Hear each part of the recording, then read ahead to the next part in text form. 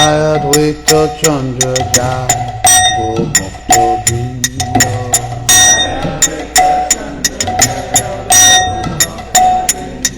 Jaya Advaita Chandra Jaya Go Bhakta Vrinda.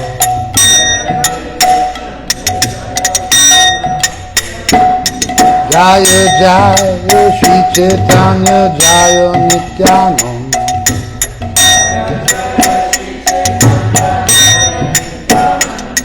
Jaya Jaya Shri Chaitanya Jaya Nityananda.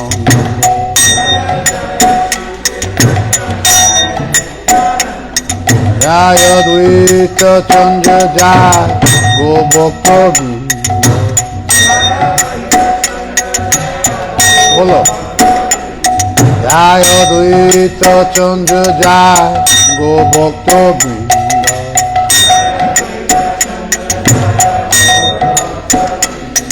Jaya Jaya Shri Chaitanya Jaya Nityananda.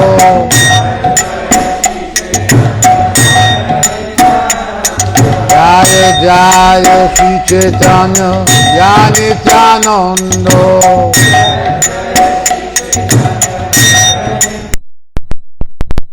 Jaya Shri Chaitanya Jaya Nityananda.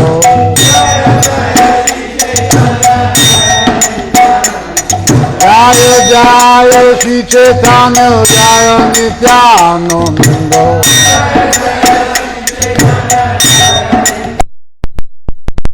Dvaita Chandra Jaya Guru Bhakta Vrinda.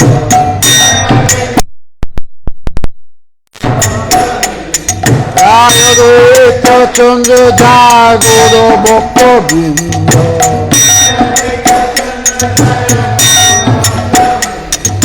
Jaya Jaya Shri Chaitanya Jaya Nityananda.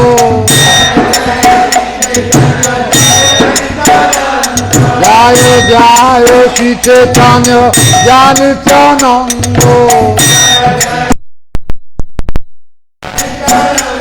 Jaya Jaya Nityananda. Jaya Jaya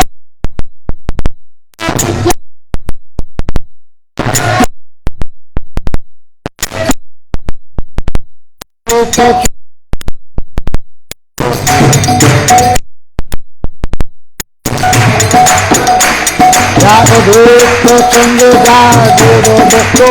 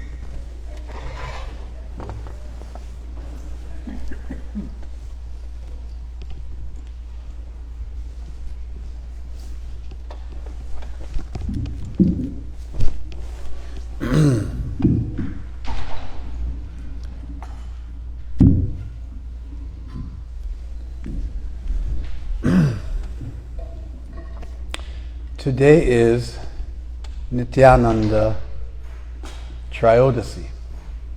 It's the 13th day of the 15-day lunar cycle.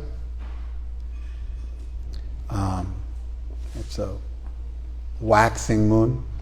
The moon's getting bigger.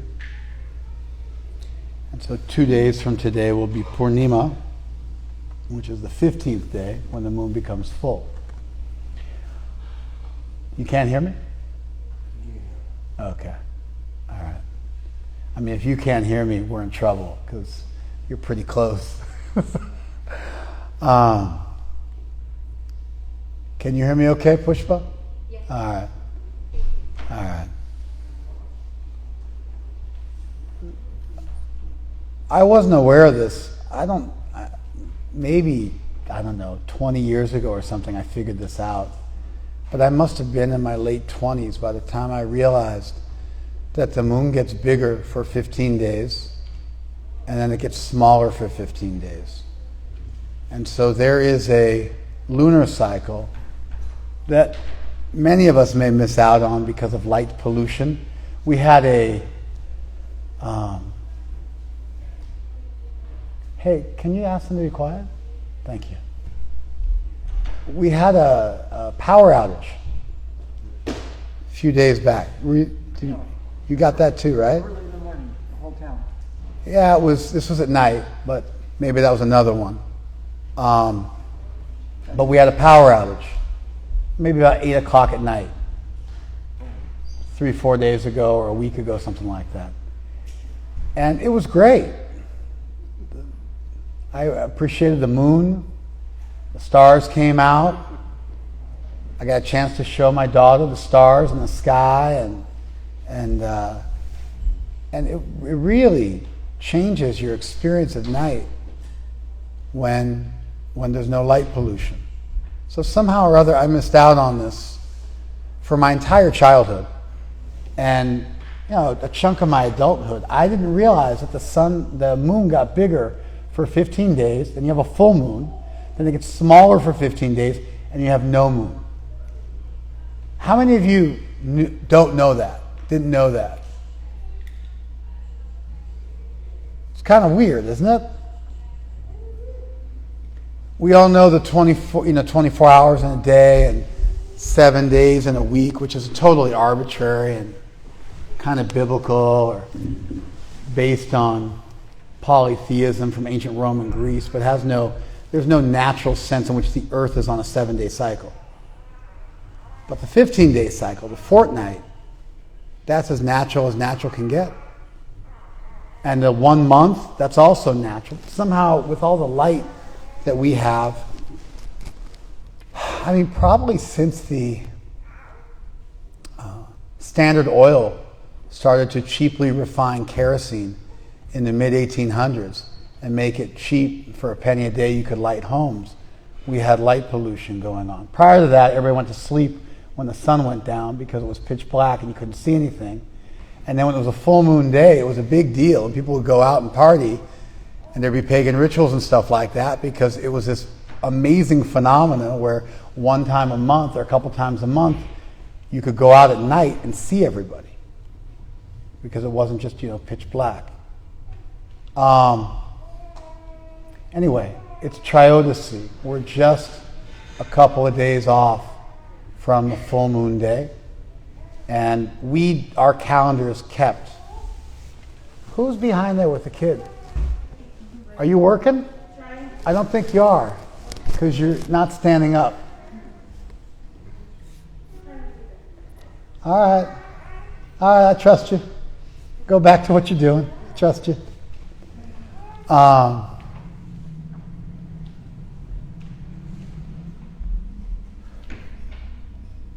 So our whole calendar is based on the 15-day and 30-day lunar cycle. And so we have 15 days and today's Triodeci, the 13th day. And we do it waxing when the moon's getting bigger and waning when the moon's getting smaller. So every one of our Krishna Janmashtami. So it's Ashtami, it's the 8th day. And then wait to Saptami. It's Saptami, it's the 7th day. And Odana Shasti, it's another famous day. It's on the 6th day. And Ganesh Chaturthi is on the 5th day. And Basant Panchami, it's the first day of spring we just celebrated, is on the 5th day. And the 4th day for Ganesh Chaturthi. And we just yesterday was Varaha Dvadasi. That's the 12th day. And the day before that was Bhaima Ekadasi. That's the 11th day. So our whole calendar is based on this 15-day cycle. And if you know that, then you can look at that last word and know what it's referring to. That was just me chewing up time because people don't show up on time. I didn't want to start the lecture before people showed up. If you guys showed up more on time, then I wouldn't have to do those kind of intros, those sort of educational moments. But, trying to make good use of it. I was thinking today about Nityananda Prabhu, who is a huge, big figure in our religion. And I don't need to say spiritual tradition as a euphemism for religion, because I'm not triggered by the word religion. And so I'm into making good use of the English language. We are a religion. We're also a spiritual tradition and a lineage. We're also not into ritualism. We're into good spirituality, open-minded spirituality, and pluralistic spirituality, which acknowledges the spirituality of other groups as well. And we're also a religion. And we even believe in God. We can call God a deity, or a divine power, or a higher power, or a divine force, or an absolute, or a supreme. We come up with a bunch of euphemisms, but the word God also works just fine, at least for my purposes. And these words have become, to some extent, they've become tainted. People want to say I'm spiritual but not religious. Right? Of course, I think that's just a really narrow definition of the term spiritual and religious. I think lots of religious people consider themselves spiritual. And I think lots of spiritual people consider themselves religious. And so I don't think that those two terms are mutually exclusive or contrary to one another. And I think it's time to recapture and revitalize language and free it from its negative connotations for people, because these words have been around a long time and they deserve to be used and, rehabilitated. This day is super important for our religion, our particular sect of our religion. We're Hindus, but the word Hindu is a Persian term. Are you guys aware of what the biggest genocide in the history of the world is? Yes. You know? Yes. What is it? The Mughals and the Persians attacking India. The Islamic occupation of India, which lasted almost 1,000 years, is the largest genocide in the history of the world. 100 million Hindus were killed over a 1,000-year period. Mao, killed 40 million people. Super short period of time. 20 million of them was the Great Leap Forward, when they misplanted crops and tried to centralize agriculture for the whole country of China, and they blew it, and 20 million people died. Another 20 million people got killed in the communist revolution in China, for a total of 40. Stalin killed 20. Hitler only killed 10. So he's not even a big player compared to Mao and Stalin. And you've got people like Pol Pot, who killed 3 million people, and you've got others like that, smaller genocides. But if you add all of them up together,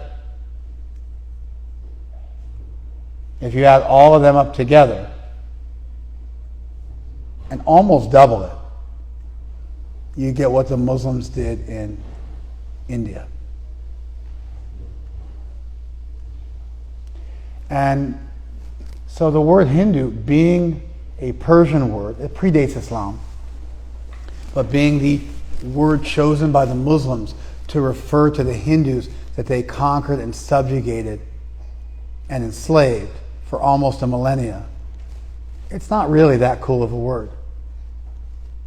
Now, it was co-opted by Indians the same way the N-word was co-opted by the black community, and it became their chosen word for themselves, but not 100%.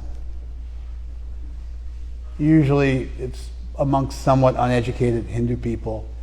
People who are educated within the quote-unquote Hindu community usually prefer more exact terms, such as Vaishnav, Shaiva, Shakta. And so they have other terms which are used kind of for us, by us. If you look, for instance, at a classical medieval Hindu text, the Chaitanya Charitamrita, the word Hindu is only used when we're in conversation and comparing ourselves to the Muslims who are ruling us. When speaking amongst ourselves, to ourselves, we prefer the term Vaishnava and Shaiva. So we're Hindus. It's roughly a tenth of the world's population are Hindu.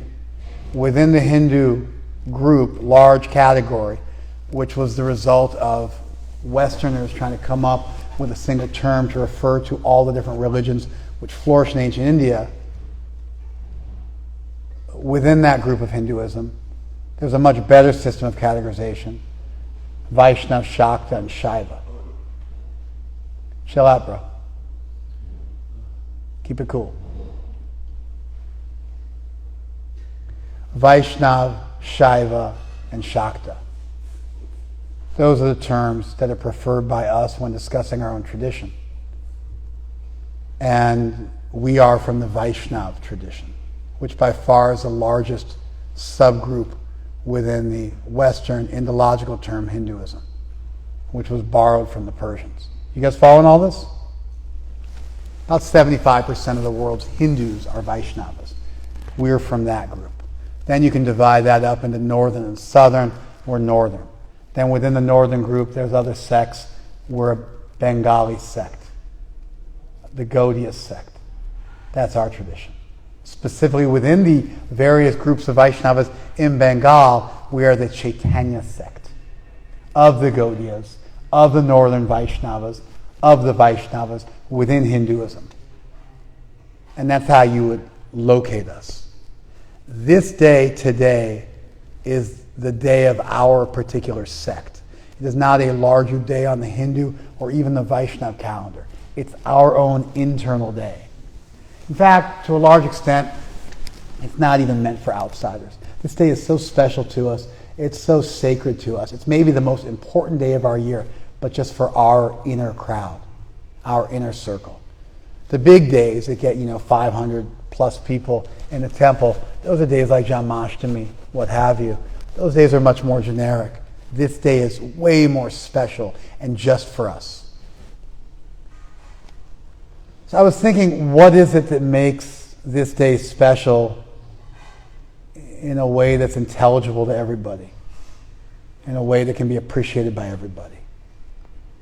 That was what I was thinking of today as I was thinking about what I was going to talk about for the time before class. What makes this day so special to us?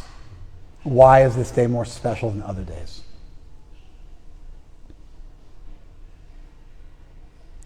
What do you guys think?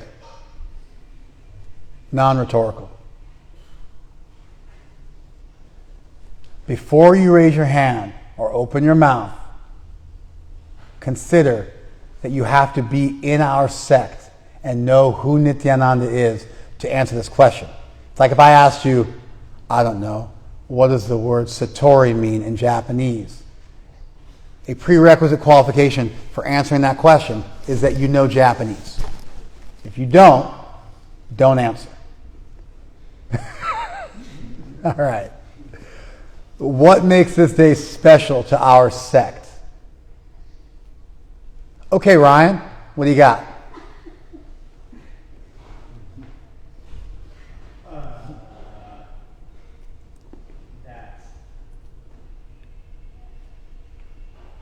Think on it. Okay, thank you. Think on it.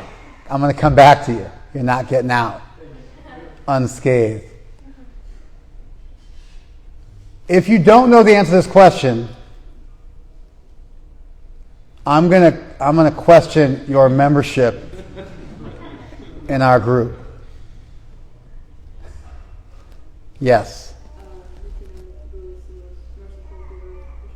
Nityananda is the most merciful giver of Krishna Prem. I mean, I don't know. Sure? Is your guru the most merciful giver of Krishna Prem? Yes. How about Lord Chaitanya Mahaprabhu himself? Absolutely. What about Srimati Radharani? Also. Okay, so, maybe he's called a Kripa avatar, an incarnation of mercy. So you're not on bad footing. We sing Jaya Jaya Nityananda Jaya Kripa Moya, that he's filled with mercy, that he's Kripa avatar. He's an incarnation of mercy. And so you're not on bad footing with that. But if I wanted to be troublesome and I wanted to problematize your answer, it's not impossible to do, right? Okay. Somebody else had their paw up. What do we got? I was going to say, Jay is his birthday. Okay. I don't know. Sure. I meant what specifically about him makes this day important to us. And saying it's his birthday would just be what makes everybody's day. That's why Varaha's day is important to us, because I mean something special about Nityananda that makes this day more significant, because I gave that intro. It's the most important day of the calendar for us. You follow? You say you didn't really answer the question? It's okay. It's all right. Yes, sir? Nityananda, along with Chaitanya, are pretty much like the central founder figures, right, of the movement. I mean, that's a good answer. Incarnation of Balaram. That's a good answer. Sure. Of course, the incarnation of Balaram, well, we got the incarnation of Radharani and Krishna. So, I mean, Balaram's important, but Krishna's definitely up there with Balaram, and Radharani's probably up there with Balaram too, especially considering that we have conjugal aspirations in terms of our relationship with divinity. I think we could easily argue that Radharani plays a more prominent role. Now, Nityananda is the co-founder of our sect, but that would just make Nityananda as important as Chaitanya. And of those two, who's more important, Nityananda or Chaitanya? I got a hint. Who's called Mahaprabhu and who's called Prabhu? That'll tell you who's more important, because they got the Maha in front of their name, which is an intensifier and an honorific. So there's one Mahaprabhu and two Prabhus. Nityananda gets lumped in with Advaita, so now we're down to three of them, and then Mahaprabhu gets exalted above both of them. And even if you look at our altar, the central figure on our altar is Chaitanya Mahaprabhu. So, like your answer, like yours, kind of love yours, but not without its problems. Not without problems. Now I'm getting some hands up. You guys are taking the challenge. This is great. Or you're taking the bait, one of the two. But let's just recap how far we've gone so far. Nityananda is the most merciful. All right, but he's got some stiff competition, because he's got Chaitanya Mahaprabhu, the Vaishnavas, and Radharani. Now you can reconcile the Vaishnavas as Nityananda's representatives, but Radharani and Chaitanya Mahaprabhu are definitely stiff competition in that race. At least unless you're ready to refine your argument, which you may be. And then we've got co-founder of the movement, but that word co means you don't quite win that race either in terms of saying why it's the most important day. So that's significant as well. But they're both good answers, not terrible answers. Anandani, you don't get another bite from the apple yet. Maybe later. Anandani. Nityananda Prabhu is special. He's known as the original guru. And I'm just thinking of how in particular where he's taken the most fallen people in society and turned them into devotees. So he's known for doing that, like taking the most fallen people, seeing the potential in them, and that's where his mercy really shines through. All right. I'm going to run with that one. She wanted to say that, but she blew it. And so you get the credit. And she's just left feeling singed that she wasn't sharper on her opening gambit. I think this is one of the two ways that Nityananda is the most important person in our tradition. Don't worry about it. Ananda Vrindavan, you're gold. Don't worry. You get to leave your phone on. No problem.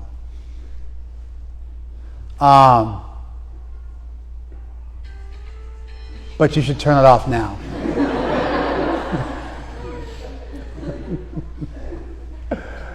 You see that painting? That is an icon. It is a religious painting in our tradition. And so iconography is an important part of any tradition. And we have 7 paintings, 2 minors, 7 majors. And this is one of the 7 major paintings in our temple. It's an icon. It's painted. I mean, it's a whole thing. If you get into iconography, religious paintings are extremely important. The way they're painted, the descriptions that they're painted from. You know, you can see the halo around Nityananda and the way Mahaprabhu's head. You'll find that in many forms of iconography. It lets you know who the important people are in the painting. But this is a moment in the history of our movement that's incredibly important. So, Nityananda was the ambassador for Chaitanya Mahaprabhu. He was the ambassador for our early movement. And he used to walk around from house to house, and he would knock on people's doors as a mendicant, as a religious beggar.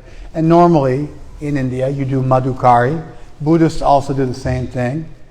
You walk around from door to door and you beg a little bit of alms from a number of houses. Madhukari means to behave like a bee. And so a bee goes from flower to flower and takes a little bit of nectar from each flower. And so the rule when you're begging from house to house is you don't take too much from any house. I myself begged. I lived in India for a number of years. We used to go begging every morning in the villages. And the villages, they were all vegetarian. And, you know, when we were in North India, most of the year they were growing wheat.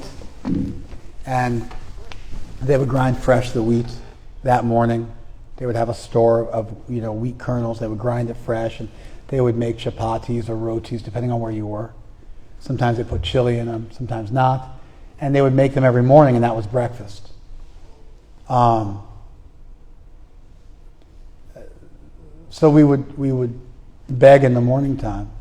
And the way it worked is, and Indian rural culture is very different, even an Indian city culture, what to speak of the culture in the West. Even Indians from the city aren't really going to have experience of this. But you would show up at somebody's house in the morning time. Their front door would be wide open. Sometimes there would be footprints leading up to the house that were painted in the early morning as a sign to people that you should walk up to their house and go in. You could walk in without knocking. People would see you, they'd be happy. They would invite you for breakfast, and they'd sit down and make you breakfast on the spot, super fresh, really nice, no refrigeration required. And they would try to feed you all the food they had in their house for that day.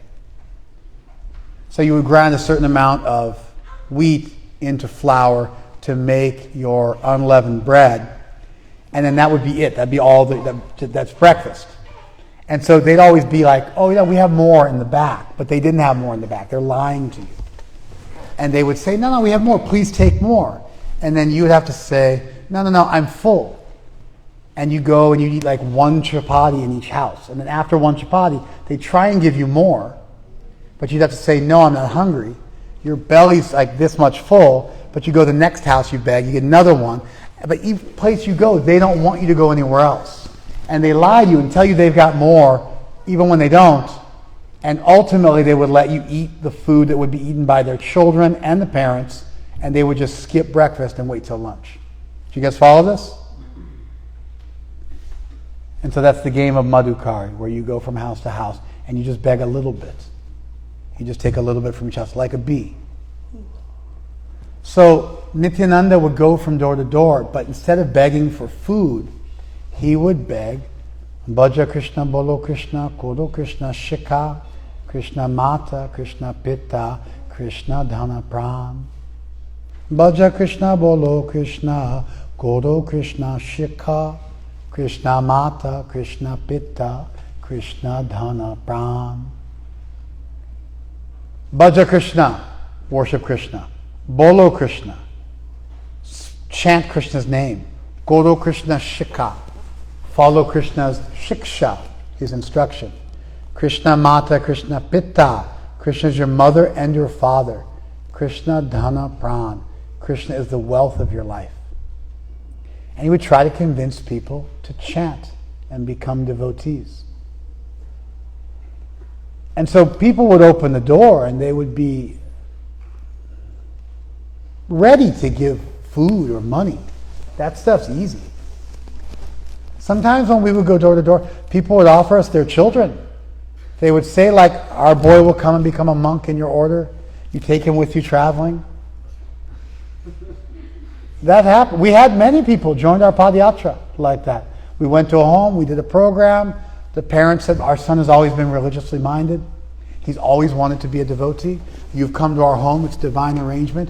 You please take him with you and he will become a member of your tribe, a member of your sect.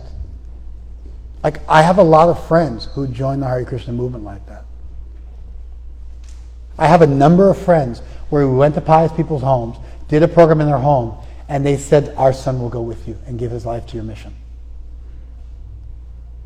And they're still priests in our tradition. Sometimes they've taken on great responsibility. There's an amazing service with their life, lived an amazing life. And that was how it happened. That's how seriously the culture of giving alms is. So people would open the door and they'd be ready, no problem. They'd be ready to give money or food or whatever. But then when they were asked to change their lives and give their lives to Krishna, people would get a little hesitant. Sometimes they would say yes, but not do it. Sometimes they would do it. Sometimes they would just become bewildered and shut the door. Nityananda was the ambassador of Mahaprabhu's mission. And he kind of shamelessly and boldly spread the gospel like this, door to door, in a super simple way. And that's the birth of our movement. That's the birth of the Hare Krishna movement. We have well over 1 million members. We got books in over 100 languages. We have over 800 temples. And that's how it started. Somebody walking door to door, spreading the gospel. Really similar to the apostles with Jesus. You could call Nityananda the original apostle. And one day he was doing this and he saw 2 criminals. Drunk, angry, violent criminals. And just without giving it a second thought, walked up to them and gave them the same mantra and begged the same alms from them. And those people chased him off. And he came back and they chased him off. And eventually they assaulted him and beat him. And then Krishna appeared, ready to punish them. Because Krishna always protects his devotees. I mean, that's a pretty simple point. If you believe in an omnipotent, omnibenevolent deity, could an all-powerful deity protect you? Yes. Would an all-good deity want to protect you? Yes. So, if you actually believe in God, then what is tantamount or concomitant with that is that you believe Krishna will always protect you. If you don't believe Krishna will always protect you, you're not actually a devotee. You're not actually a theist. You don't actually believe in God. It's okay. We've got the cure for that. We're ready to work with you and rehabilitate you. But if you don't have that ironclad conviction, you don't really believe in God. At least you don't believe in a proper conception of God, omnipotent and omnibenevolent. Now, why doesn't God protect everybody? Because some people got the door closed and we have free will. But for those people who've opened that door, certainly Krishna will always protect them. And so when Nityananda was threatened, when he was assaulted, when he was wounded, then the Lord appeared on the scene immediately. And then there was this heart-wrenching scene where Nityananda said, no, they're good people. One of them was going to kill me, but the other one said just to beat me. And so they've done whatever good I've ever done in my life, you please give my piety to them. And if I've ever pleased you, you please take it that they pleased you. And please don't punish them. And everybody's made some mistake. And everybody deserves a second chance. And so please, you also embrace them.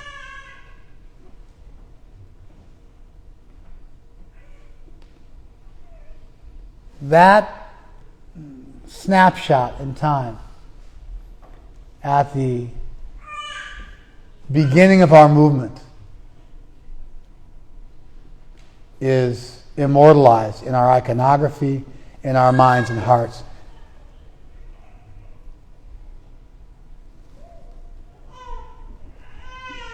Go out, come back. You're walking the wrong way. Out that door, it's closer. There you go. You gotta, hey, I'm cool, but when I'm in the apex of my class, making a full-on point, you gotta like boogie. You're right there. Just step out and come back in. Come on.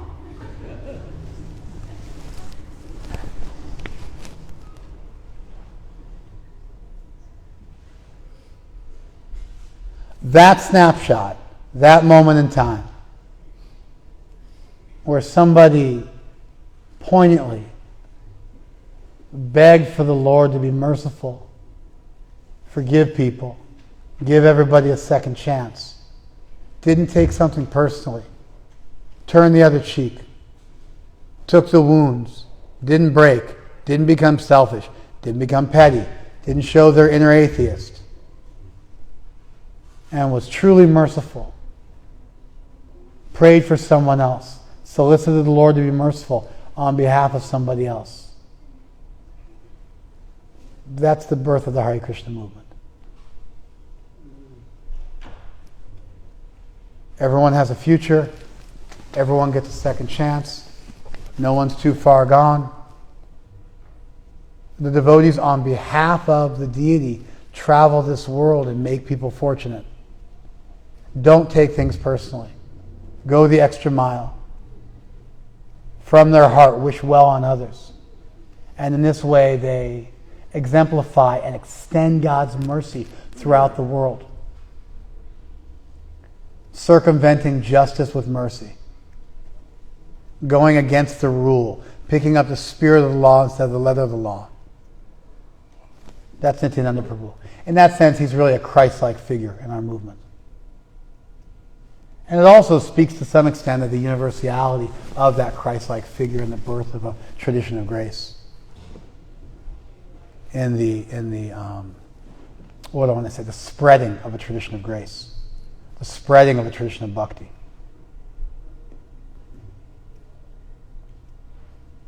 Nityananda is that person.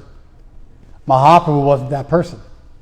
He, to some extent, was obliged by the letter of the law or by the principle of justice to be a little selective. But Nityananda, he doesn't consider who's high or who's low. He's kind of gone crazy. He has so much love for Krishna that he's bhavanmatta. He's crazy with love of God. And he doesn't see who's higher and who's lower and who deserves it and who doesn't. He just wants the door to be opened to everybody.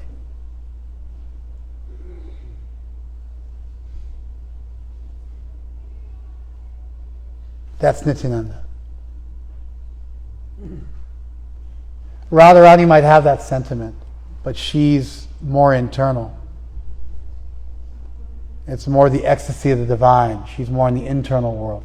Nityananda is taking that internal world and bringing it to outsiders and inviting them in for free.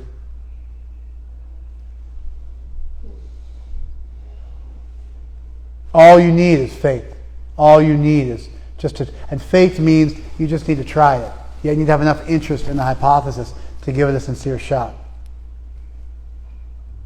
I don't even like talking like this because it sounds too Christian, and I find Christianity in most of its iterations to be pretty darn anathema. But, I gotta give a dog their due. And I can hate on Christianity because it's my birth religion. So, say whatever the hell I want.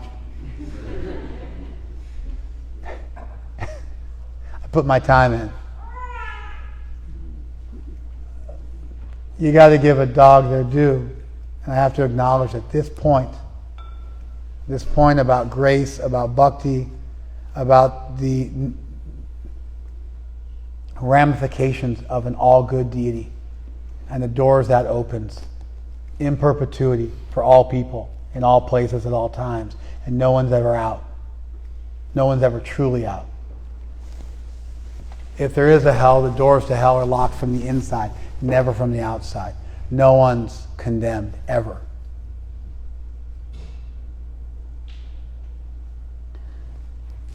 Nityananda is that for us. There was a moment in time where somebody had that level of love. They went crazy with divine rapture, and they just stopped keeping track. They stopped counting. And they opened the door to everybody and put themselves in harm's way.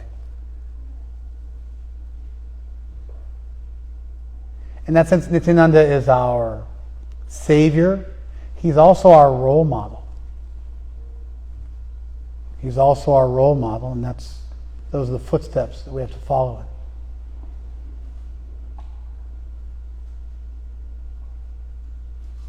And if you listen to our poetry over the last 5 centuries and the way our medieval poets spoke about Nityananda, it's the stuff they said. Nitai pada kamala, koti chandra shushitala. Nitai pada kamala, koti chandra shushitala. Nityananda's feet are more cooling than millions of moons. The moon is special. The sun in India is hot. And it saps your energy. It's a whole different sun in that part of the world. It saps your energy. But the moon is amazing because when the moon's in the sky, you get the light from the sun, but it's cool. It doesn't sap your energy. It's actually life-giving. Somehow by going through that reflection, that moon, the light from the moon reflected off the moon has all the lightning, but it's cooling instead of burning. It's like a miracle. Did you guys catch that?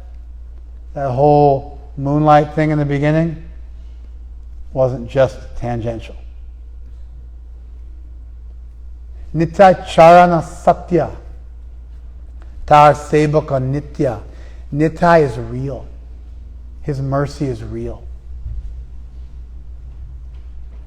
And his followers are forever.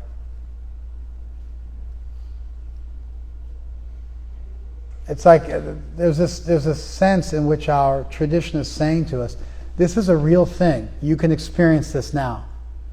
If you become Krishna unmukh, if you turn towards Krishna a little bit, somebody made that possible. They spread the good news. They told you there's this wonderful thing, a wonderful conception of divinity.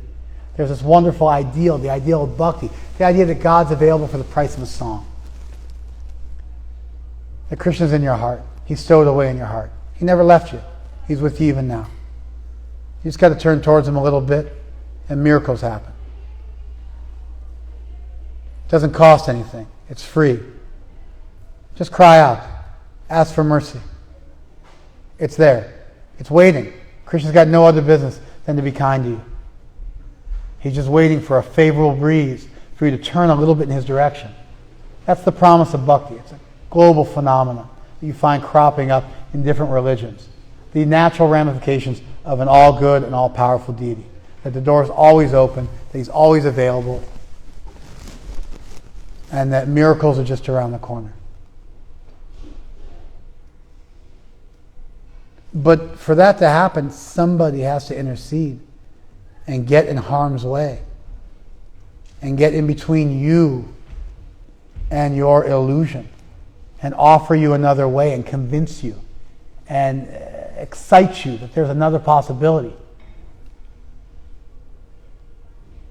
They have to be happy. They have to be happy. We sing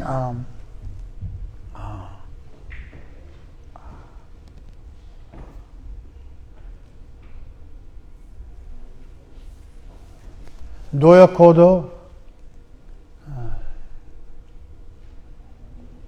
Kodo Nityananda, what am I singing? Ha Prabhu Nityananda, Premananda Sukhi. Oh Nityananda, you're so happy. You have so much divine bliss. You're so happy. Kripa Balokana Kodo.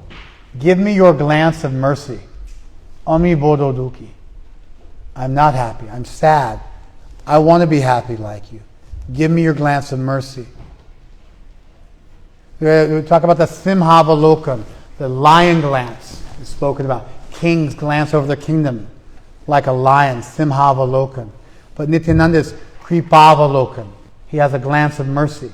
Everywhere he glances, he's shining this Jai Jagata, Jai Chai Jagata Judai, that the moonbeams of Lord Nityananda's grace soothe the world. This happens. Somebody gets involved in your life. They convince you, maybe there's a God. And if there is a God, that deity is merciful, that deity is kind, that deity is loving, omnipotent. That theism is an alternative. You can cry out for help, it'll be there. You can look for some divine inspiration. You don't actually live in an atheistic world. Krishna actually exists. You can experiment with it. You can do the experiment in your own life, and you'll get amazing, miraculous results. All you have to do is give it a try. Open your heart. Give it a try. Turn a little bit in that direction. Even hypothetically accept it might be true and give it a fair shake. Do the experiment. Check the hypothesis. Don't turn off your critical thinking skills, but investigate it. Somebody has to come along and tell you that in a rhetorical way, in a persuasive way. Not rhetorical the way most people use it, but the actual meaning of the word rhetorical. In a persuasive way, in a convincing way. That's Nityananda's servants. Tar Sevaka Nitya. That's his servants reaching out through space and time. And that moment when he did that, and then his followers continue to do that, and that's the Hare Krishna movement. You receive that grace, you receive that Kripa Avalokan, and then you give it to somebody else. And so the outreach of the Krishna consciousness movement, the opening of the doors of Sri Vasangam, the inviting of people in, the saving of the Jagais and Madhais around the world, this came through the door of Nityananda's grace, which even today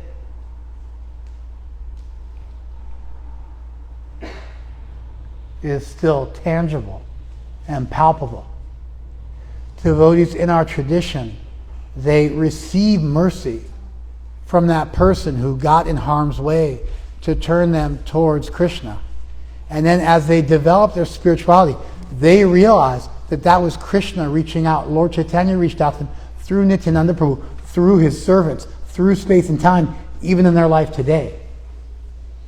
And they have an otherworldly experience where they realize that that miracle is still happening in their own life.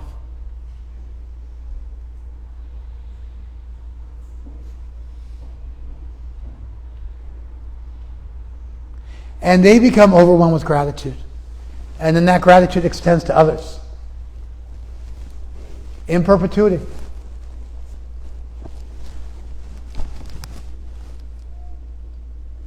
This is Nityananda Prabhu. This is what makes him unique. This is why his appearance day is the most important day on our calendar year, even if nobody gets it.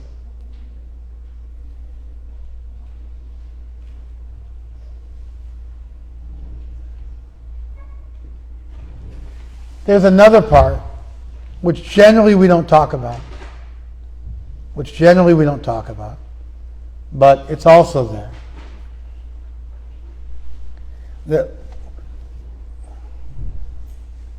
without Nityananda's, anyway, time we got.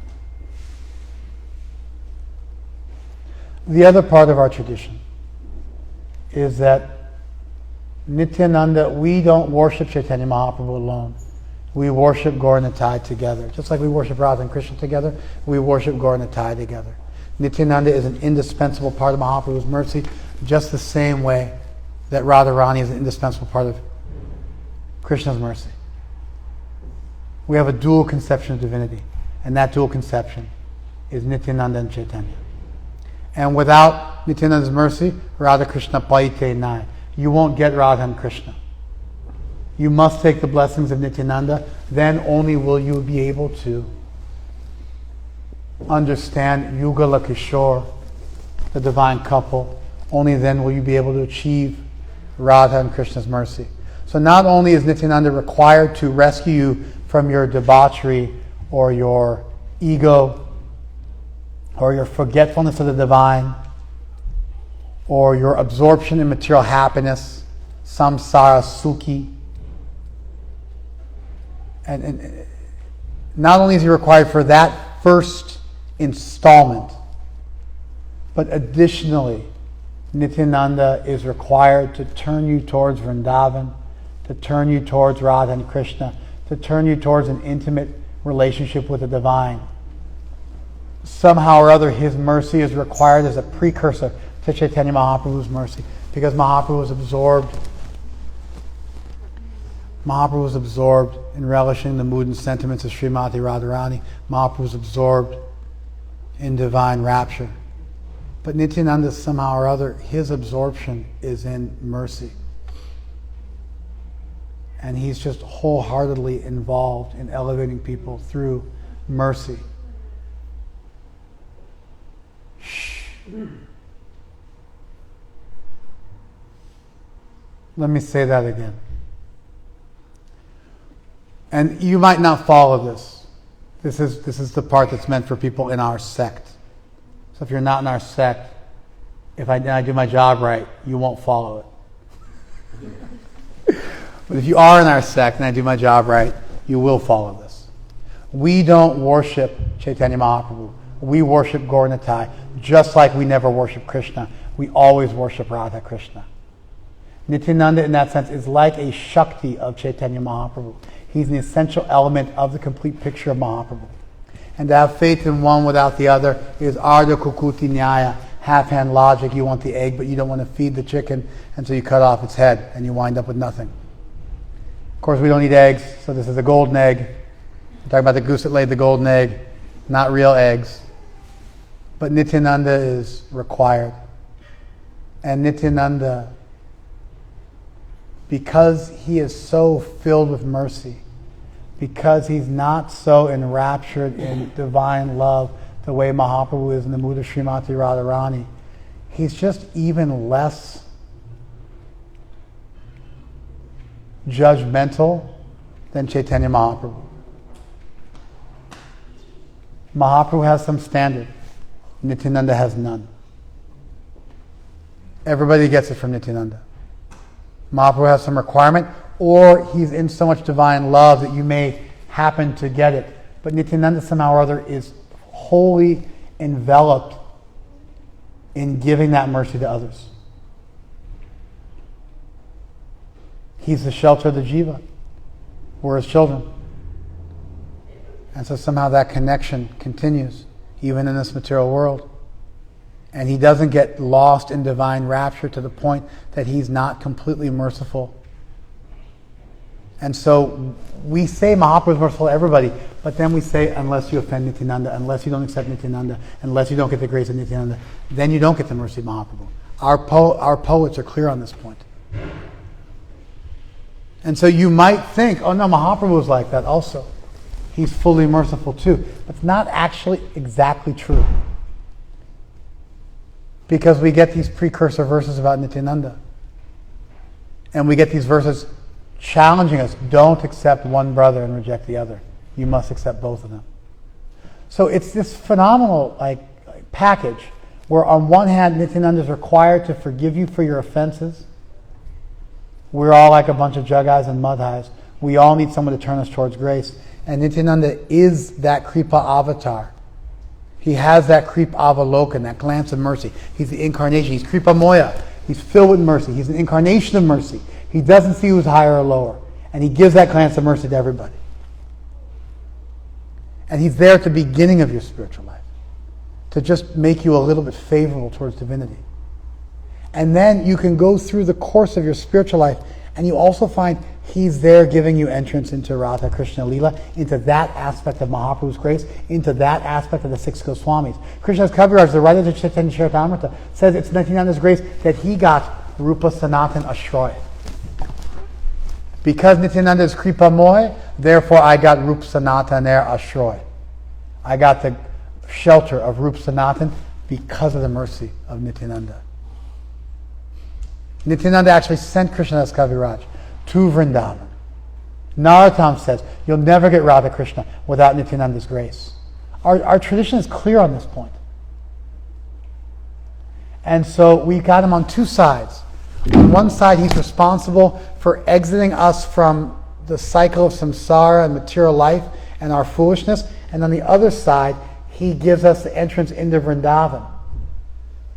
He's even there in Vrindavan through his Shakti, through Janava Mata as a Nanga Manjari. He's even there. The Dwadas Gopal all have their Manjari Sarups as well. It's not like he's denied that holding in our tradition. And his followers also make full claim to having that ecstatic conjugal love for Radha and Krishna.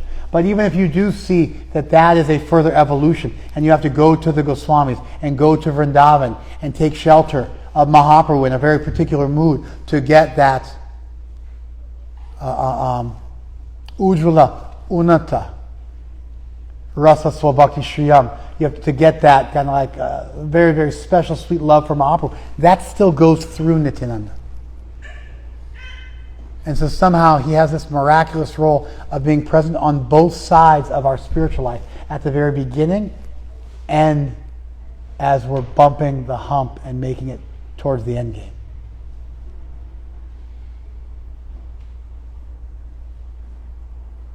I mean, Narottam is like emphatic. Shesham Manda Nahiyar, Brita Jamma Jelotar. If you don't have a connection with Nityananda, your life has been wasted. This song in particular by Narottam, and Narottam is our poet. Our songs are all his songs. We sing his songs. That's like he's the poet of the Hare Krishna movement. 4.5 centuries ago, he wrote down most of the songs we still sing today. This particular song, Nityananda Nishta, his conviction about Nityananda, it's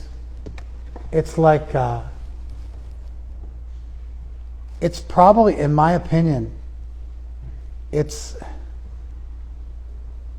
the most emphatic song he sings of all of them. We can just go through it real quick with you guys.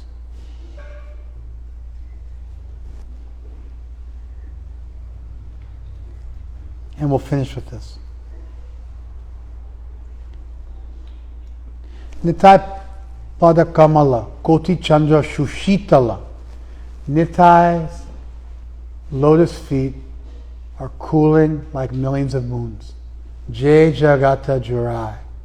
Those moonbeams, by that shade, by those moonbeams, the whole world becomes soothed. Heino Nita Bine Bhai, Radha Krishna Paite Nai. Without that Nityananda, you will not get Radha and Krishna. Drida Kodi Dhodo Nitarpai. Firmly hold on to Nityananda's feet. Do it. Shesham Bandhan Nahijar, Brita Jamma Jelotar. Without a relationship with that Nityananda, your life, your birth has been useless. It's been a complete waste. She Pashu Bhodo Dudachar. You're an animal. If you don't have a relationship with Nityananda, you're an animal and you're wicked.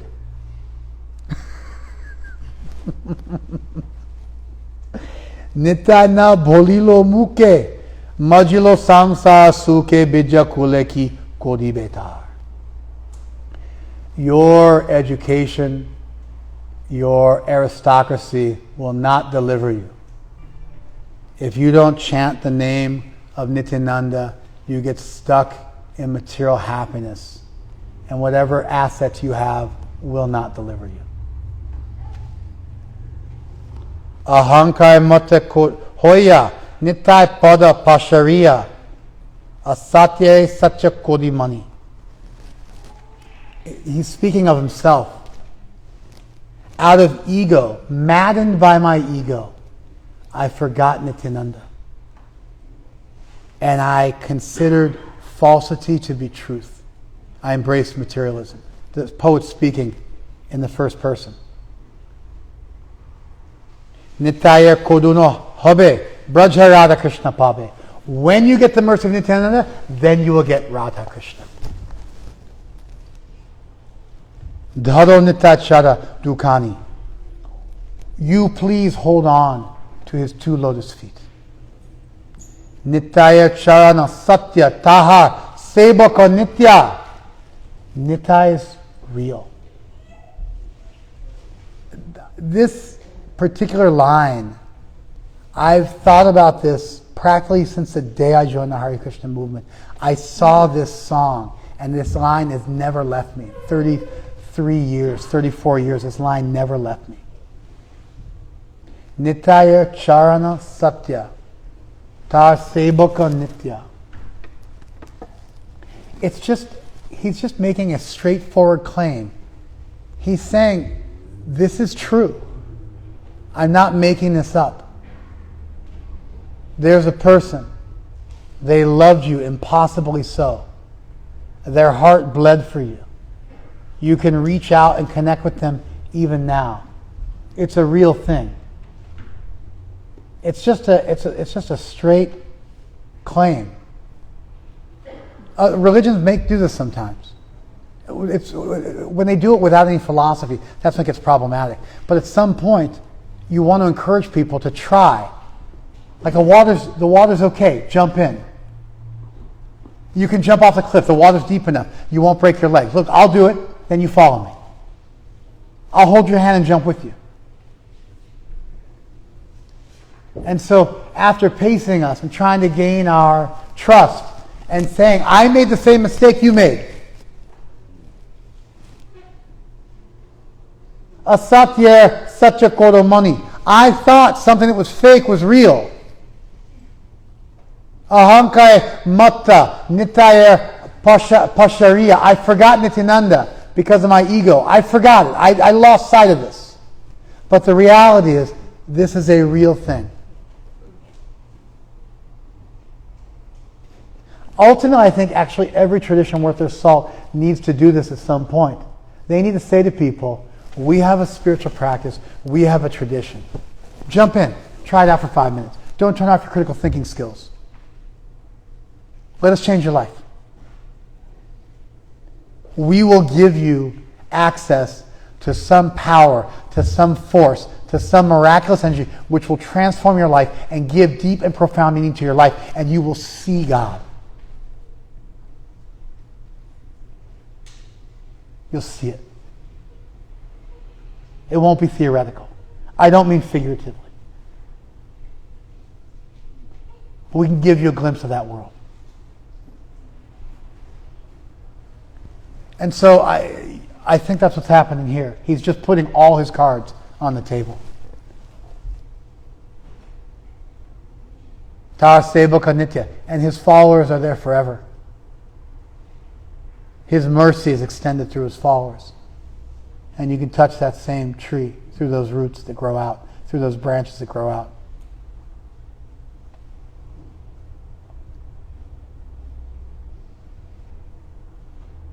Nitai pada sada kodo asha. Always strive for, hope for, have faith in Nityananda's mercy. Nartam bodo duki nitai mode kodo suki. Oh Nitai, I'm sad. Please make me happy. He's modeling what you're supposed to do. He's telling you but he's speaking in the first person again. He's bouncing back and forth. He's instructing us. He's saying you will get Radha and Krishna. But he's saying, I forgot. And so he's saying, have faith. This is real. And now he's again speaking in the first person. We're not there anymore. And he's just directly praying as he's modeling for us. Nartama bododuki. Nitai Mode Kodo Sukhi. Oh Nitai, I'm so sad. Please make me happy. Rako Rango Chadaner Pasha. Please keep me close to you. Please hold me close.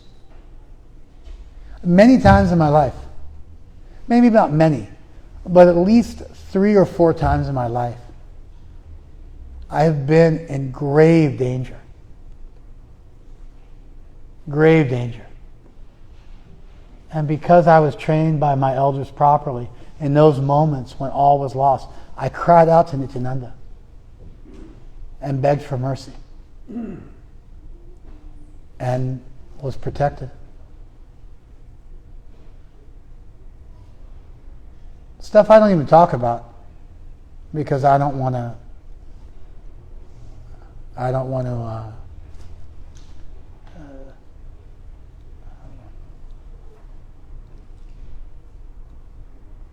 become proud or take any risk of disturbing the miracles that happen in my life. But this is all true. The song was written 4.5 centuries ago in Vrindavan in Bengal, sometime during Narottam's travels. I was born up the road, Santa Monica. I followed this. This is true in my life as it was centuries ago when it was put down half a world away.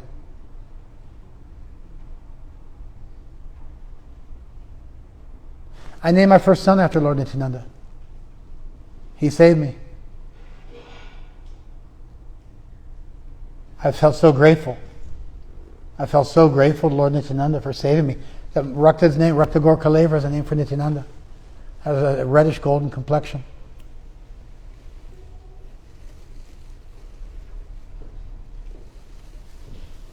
Any devotee, any Vaishnava in our tradition who understands our Siddhanta has a primary relationship with Nityananda. And they experience Nityananda's grace on a regular basis through their gurus. But if not just through their gurus, they feel and experience Nityananda embracing them, cooling their hearts. And miracles happen.